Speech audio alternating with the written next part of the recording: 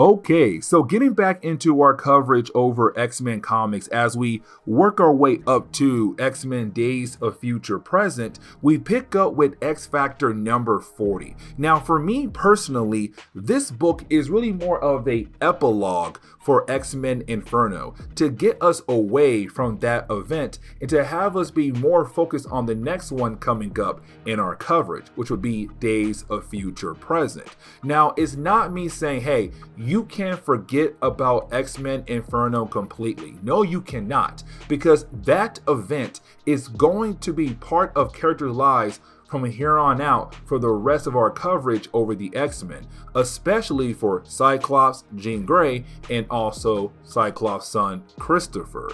But at the same time, it's now time for us to shift our focus onto the next crossover.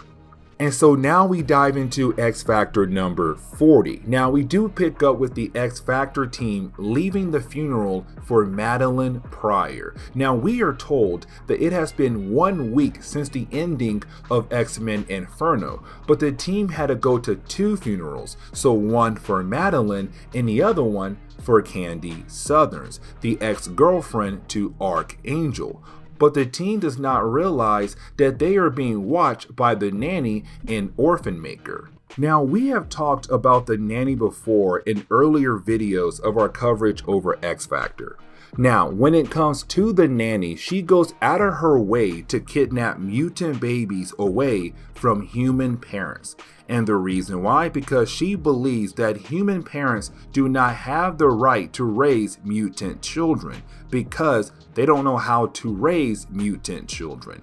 And so the Nanny, she believes that she is a better caretaker. Now, when it comes to Orphan Maker, he technically works for the Nanny, but he looks at the Nanny as his adoptive mother. Now, when it comes to Orphan Maker, he makes sure that every single child they take is actually an orphan by killing off their parent. Now, when it comes to these two characters, their main goal is to get Christopher, but also the babies that were technically used back in X-Men Inferno. Because remember, it was the babies that were able to open up a portal that allowed the demons of Limbo to come into Earth. When it comes to the Nanny, those babies should stay with her, including Christopher. And so she is waiting for the right time to attack X Factor to get those babies so that she can properly take care of them. Now, when it comes to X Factor, they do head back to their base first to change clothes, but to also pick up the babies because they are going to take the babies over to the FBI so that the FBI can give the babies back over to their parents. Now, we are reminded about certain things that happened in earlier videos when it comes to X Factor. So, for example, the parents of Jean Grey. You see, back in X-Men Inferno, they were actually turned into demons by Madeline Pryor, and she used them against Jean Grey. Now, at the end of the event, you had the parents turn back to normal, which is great for Jean Grey. But now they're wondering what happened to Jean Grey's niece and nephew. Now, back in X-Men Inferno, once again, we had learned the Nanny had actually kidnapped the niece and nephew of Jean Grey. And so Jean Grey is trying her best to find the Nanny to save her niece and nephew.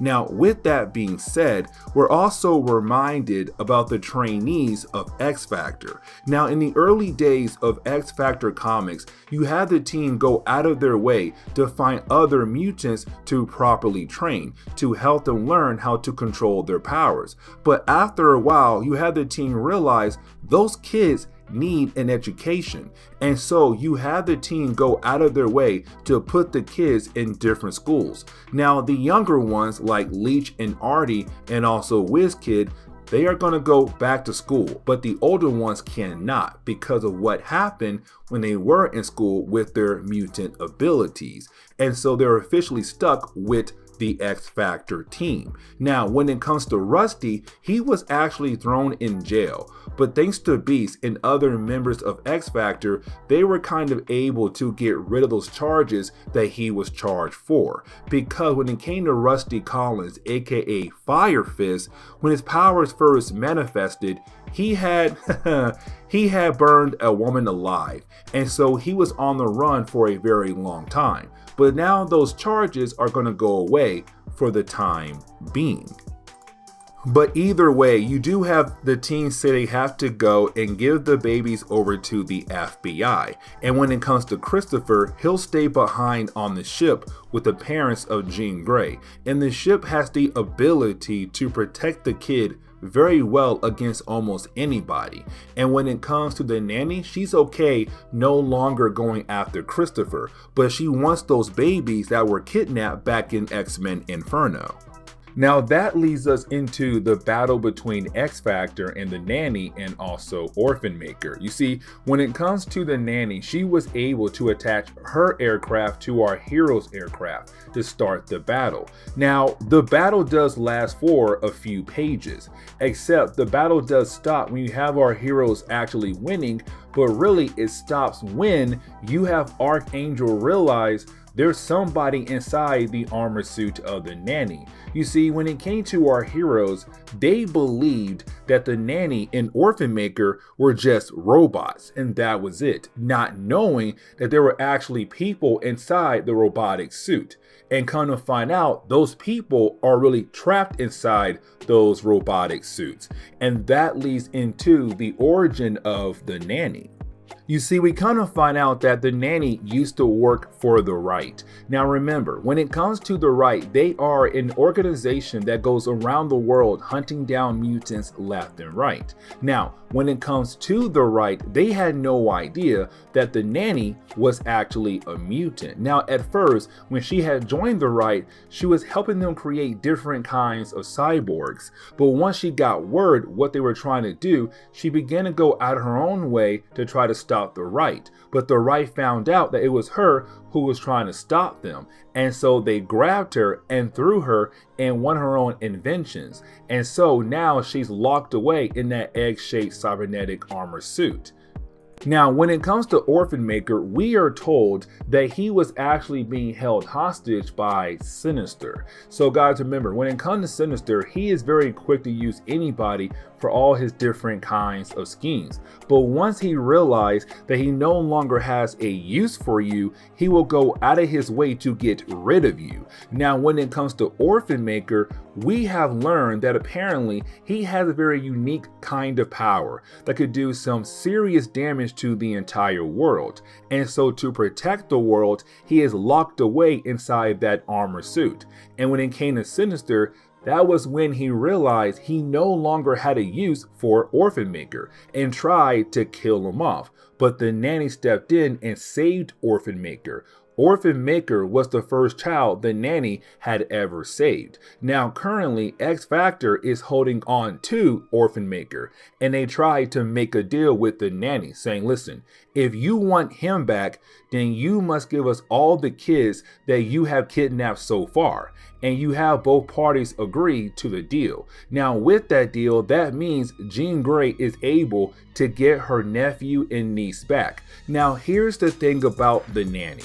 So yes, she is a low tier psychic, but she did use a certain kind of gas to kind of help her use her ability to mind control the kids that she had kidnapped. And so when it comes to the nephew and niece of Jean Grey, they're still under her control, but you have Jean Grey trying her best to fix that and find different solutions to restore their lost memories.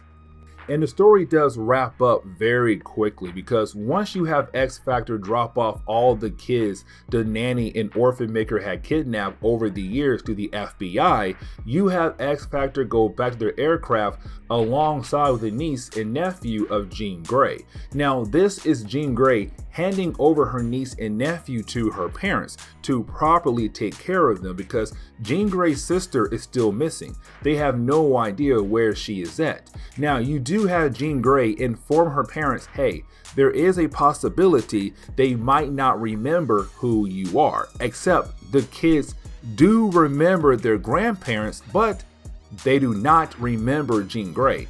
And that kind of hurts Jean a tad bit. But either way, she is happy about the idea that her niece and nephew will now have a peaceful life. being with their grandparents, but now they have to find her sister.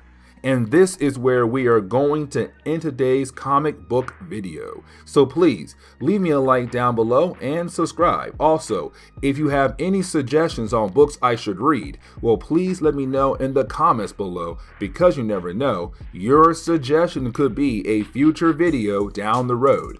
But guys, see y'all next time. Later.